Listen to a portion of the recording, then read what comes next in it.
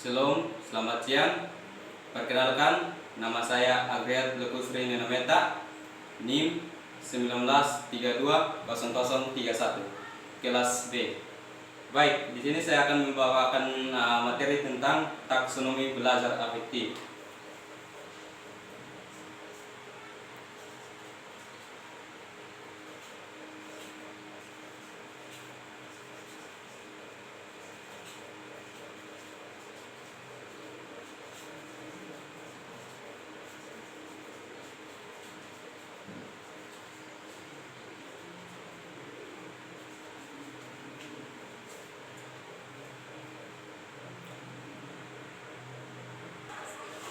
Di sini saya akan menjelaskan 3 poin dari materi saya, taksonomi belajar afektif. Yang pertama, makna taksonomi.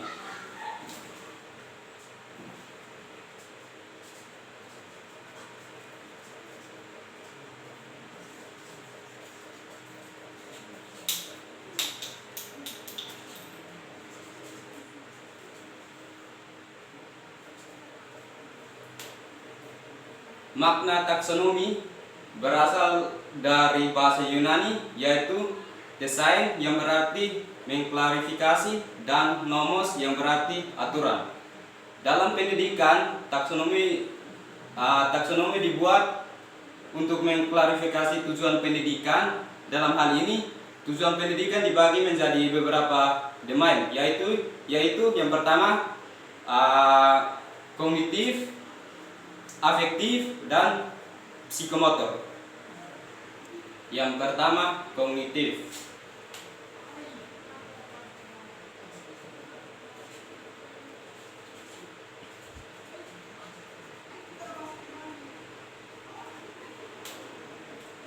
Ranah kognitif adalah ranah yang mencukupi kegiatan mental atau dalam jangkauan otak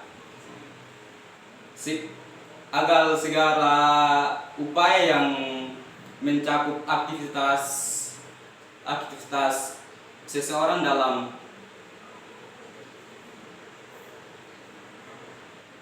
ranah afektif.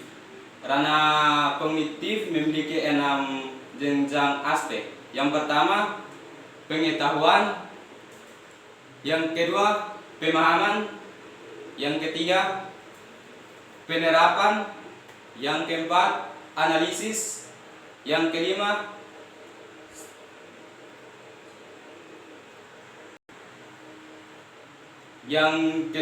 sintesis. Yang keenam, penilaian. Yang kedua, ranah afektif.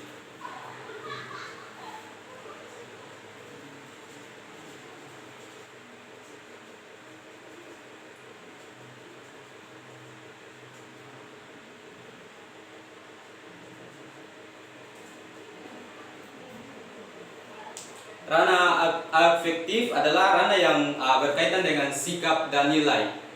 Ranah afektif mencukupi waktu, perilaku seperti perasaan, menilai sikap, emosi, dan perilaku.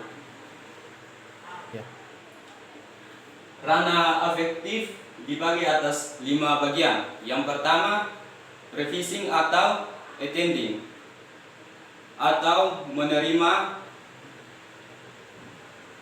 memperhatikan. Yang kedua, responding. Yang ketiga, menilai atau menghargai. Yang keempat, mengatur atau mengklarifikasi. Yang kelima, kreativitas dengan suatu nilai atau komponen nilai lainnya. Yang ketiga, psikomotor.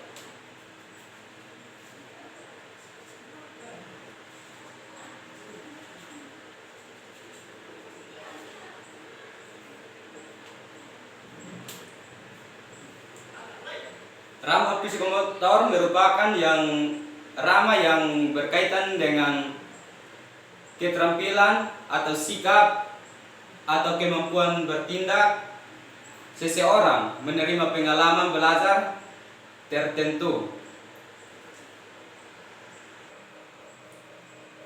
Yang kedua, hasil belajar afektif.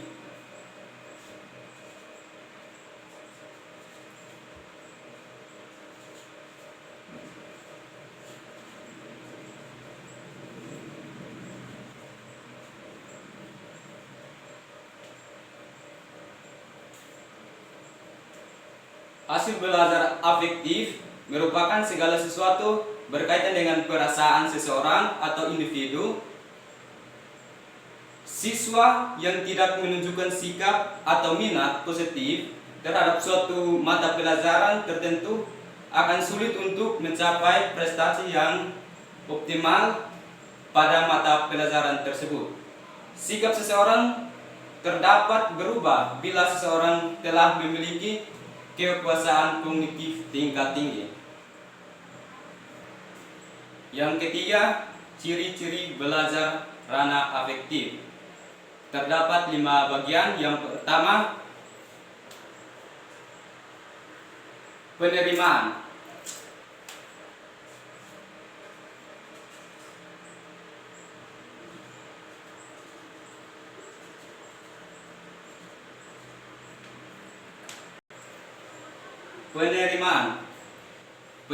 Penerimaan adalah kepekaan seseorang dalam menerima rangsangan atau studi dari luar datang kepada dirinya dalam bentuk masalah, situasi,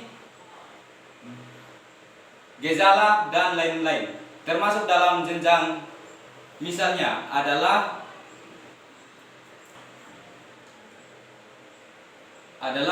kesadaran dan keinginan untuk menerima stimulus, mengontrol dan menyeleksi gejala-gejala atau rangsangan dari luar.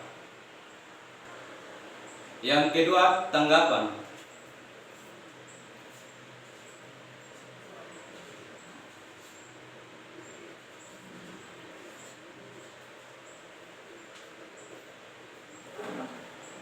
Tanggapan atau responding mengandung arti adanya partisipasi aktif. Jadi, kemampuan menanggapi adalah kemampuan yang dimiliki seseorang untuk mengikuti sertakan dirinya secara aktif dalam fenomena tertentu dan membuat reaksi terhadap salah satu cara. Yang ketiga, penghargaan.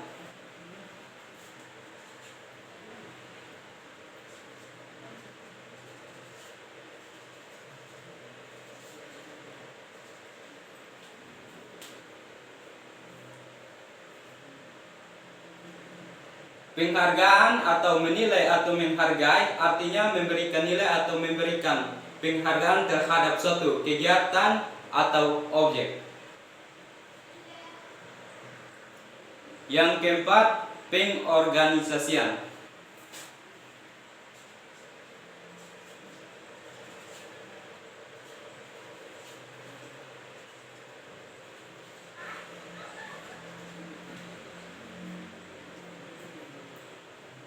Pengorganisasian yang dimaksud adalah mengatur atau menganalisis, artinya mempertemukan perbedaan dan nilai sehingga terbentuknya nilai baru yang universal yang membawa pada perbaikan umum. Yang terakhir, karakterisasi.